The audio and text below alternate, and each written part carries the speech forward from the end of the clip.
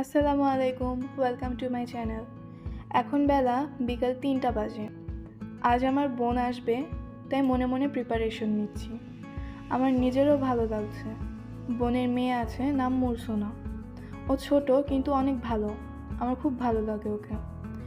এই যে আমি হালকা প্রিপারেশন নিচ্ছি, ভাবলাম আজ রাধাবল্লভী বানাবো। তো চলুন আজকের এই রাধাবল্লভীর রেসিপিটা আপনাদের সাথে শেয়ার করি। প্রথমে ছোলার ডাল ধুয়ে প্রেসার কুকারে সেদ্ধতে বসিয়ে দিয়েছি।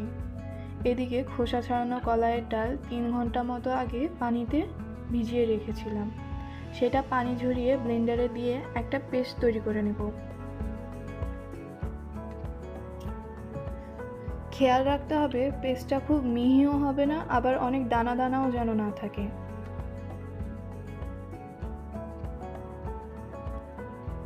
এবার একটা তাওয়াতে পরিমাণ মতো মৌরি হালকা গরম করে সেটা ব্লেন্ডারে গুঁড়া করে নিচ্ছি।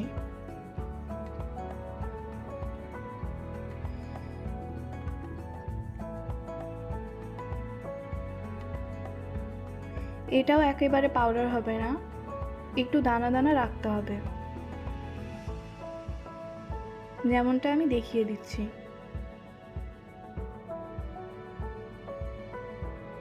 আর 7-8টি কাঁচামরিচ সাথে 3 ইঞ্চি আদা ব্লেন্ডারে দিয়ে পেস্ট তৈরি করে নিচ্ছি।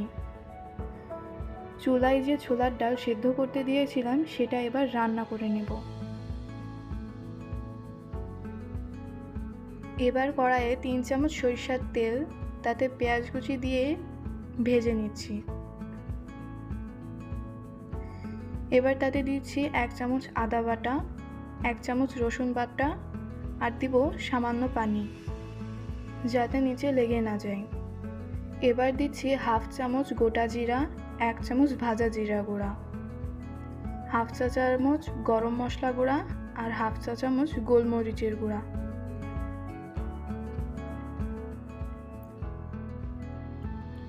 আবার একটু পানি দিয়ে এরপর দিব হলুদের গুঁড়া। তারপর তেল ওঠা ভাব হলে ছোলার ডালটা দিয়ে একটু ফুটিয়ে নিব। ডাল সেদ্ধ দেওয়ার সময় হলুদ ও লবণ দিয়ে সেদ্ধ দিয়েছিলাম। ডালটা নামানোর আগে 1 চামচ ঘি দিয়ে নামিয়ে নিয়েছি। এবার একটি বোলে 4 কাপ আটা নিয়েছি, তাতে 1 চামচ লবণ, 4 চামচ সাদা তেল, মৌরি গুঁড়া 1/2 চামচ, আদা মরিচের পেস্ট থেকে অর্ধেক পেস্ট,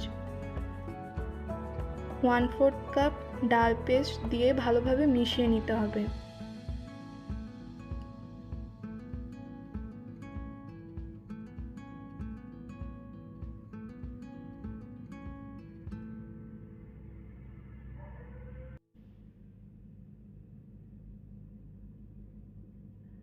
এবার অল্প অল্প করে পানি দিয়ে ডোটা তৈরি করতে হবে।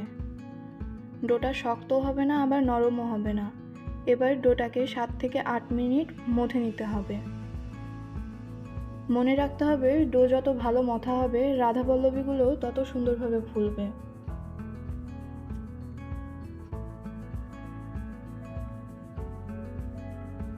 ডোটা ভালোভাবে মথা হয়ে গেলে তাতে সুন্দরভাবে তেল মাখিয়ে আধা ঘন্টার জন্য ঢাকা দিয়ে রাখতে হবে। এরপর রাধাবল্লভীর পুরটা তৈরি করব। এজন্য কড়াইতে 4 চামচ সাদা তেল, তাতে 1/2 চামচ কালো জিরের ফোড়ন দিলাম আর দিলাম বাকি মৌরি গুঁড়াটা। সাথে দিয়ে দিচ্ছি 2 চামচ আদা মরিচের পেস্ট।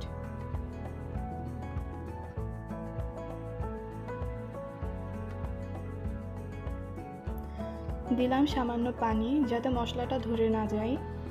দিলাম 1/2 চামচের একটু বেশি লবণ, 1 চামচ চিনি। এবার সবগুলো মিশিয়ে নিলাম। এবার দিয়ে দিলাম কলাইয়ের ডালের বাকি পেস্ট।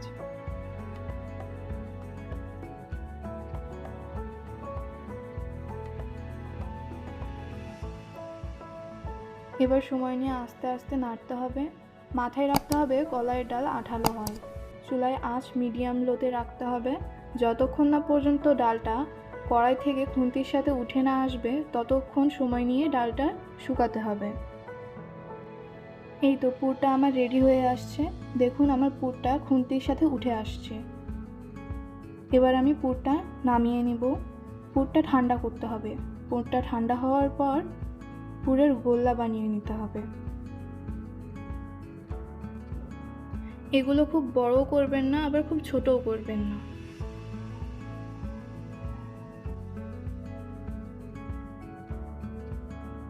তারপর আবার আমি এই ডোটা বেশ সময় নিয়ে মথে নিয়েছি। যত ভালো মথা হবে রাধা বল্লবীগুলো তত ভালো ফুলে উঠবে।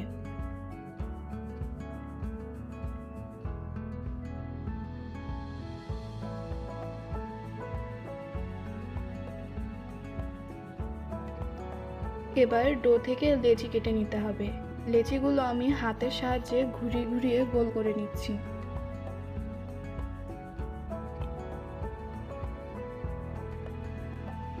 এগুলোর আকার লুচির লেচির থেকে আকারে বড় হবে।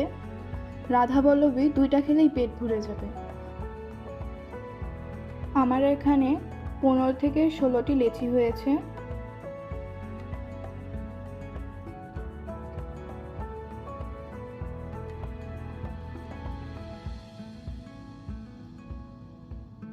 এবার এখান থেকে এক একটি লেচি নিয়ে হাতের সাহায্যে বাটি শেপ দিয়ে তার ভেতর পুরটা দিয়ে দিতে হবে। আমি লেচিতে শেপ দেওয়ার আগে হাতে সামান্য তেল মাখিয়ে নিয়েছি। পুরটা লেচির ভেতর দিয়ে ভালোভাবে সিল করে দিতে হবে, যাতে বেলার সময় পুরটা বেরিয়ে না যায়।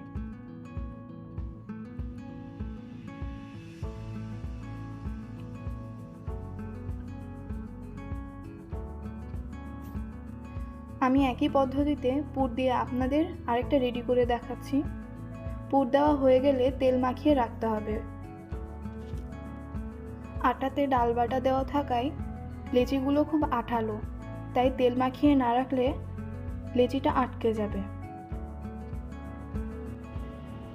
মূলত রাধাবল্লভীর এই রেসিপিটা ভারতের পশ্চিমবঙ্গের মানুষ বেশি পছন্দ করে। আমিও মাঝে মাঝে বাসায় এই রেসিপিটা তৈরি করি। বাসার সবাই খুব পছন্দ করে।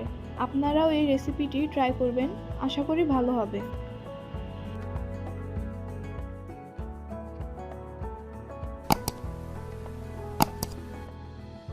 এই তো এভাবেই আমি প্রত্যেকটি লেচিতে পুর ভরে নিচ্ছি। এই তো আমার সবগুলো লেচিতেই পুর ভরা শেষ।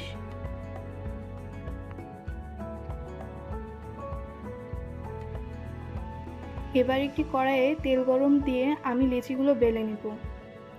বেলুনিতে তেল মাখিয়ে ছোট ছোট টানে লেচিগুলো বেলতে হবে। তেল মাখিয়ে নেওয়ার কারণে লেচিগুলো আটকে যাবে না।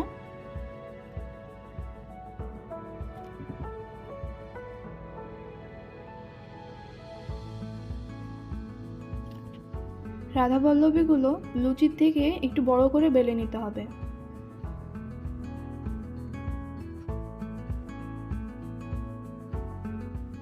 এবার আমি ডুবো তেলে রাধাবল্লভীগুলো ভেজে নেব।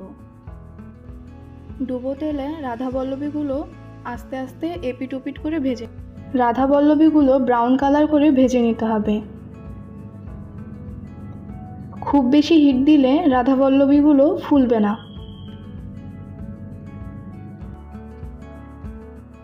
এইভাবে ভাজার কারণে প্রত্যেকটি রাধাবল্লভী অনেক সুন্দরভাবে ফুলেছিল। একইভাবে আমি সবগুলো রাধাবল্লভী ভেজে নিব। আমি রাধাবল্লভীর এই রেসিপিটা প্রথম শিখেছিলাম পশ্চিমবঙ্গে আমার এক আত্মীয়ের বাসায় বেড়াতে গিয়ে। আমার খুবই ভালো লেগেছিল। সেখান থেকে রেসিপিটা শিখে এসে আমি বাসায় ট্রাই করেছিলাম। সবাই খুব পছন্দ করেছিল। তারপর থেকে প্রায়ই আমি এই রেসিপিটা বাসায় বানাই। আপনারাও বাসায় এই রেসিপিটা ট্রাই করবেন। আর রেসিপিটি ভালো লাগলে আমাকে কমেন্ট বক্সে জানাবেন। আমি সকলের কমেন্ট পড়ি। কমেন্টগুলো পড়ে আমার নতুন নতুন ভিডিও বানাতে অনেক উৎসাহ পাই।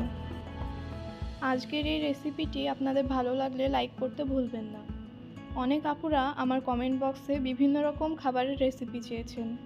আমি সকলের রিকোয়েস্ট করা রেসিপি দেওয়ার চেষ্টা করব। কয়েকদিন দেরি হলে কিছু মনে করবেন না প্লিজ।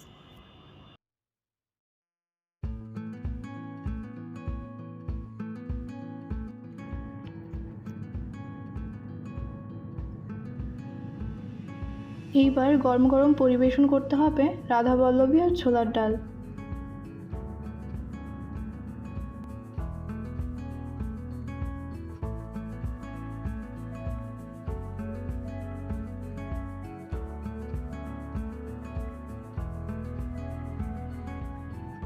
আজকের এই ভিডিওটি ভালো লাগলে লাইক করবেন, কমেন্ট করবেন আর চ্যানেলে নতুন হলে সাবস্ক্রাইব করবেন।